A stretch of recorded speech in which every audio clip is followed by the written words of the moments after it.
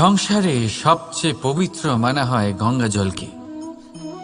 কখনো ভেবে দেখেছেন কেন? কারণ গঙ্গা জলের আবির্ভাব অত্যন্ত শুদ্ধ হয়, তার জন্ম শুদ্ধ হয়, যেখান থেকে তার শুরু সেটাই শুদ্ধ হয়।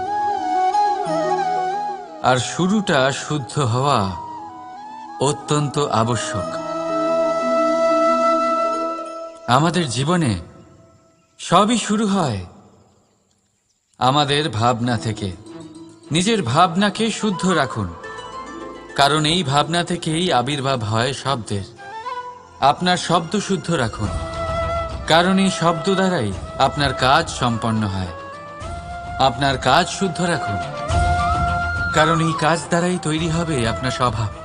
স্বভাব থেকেই তৈরি হয় আপনার অভ্যাস, আর অভ্যাস থেকে তৈরি হয় আপনার চরিত্র।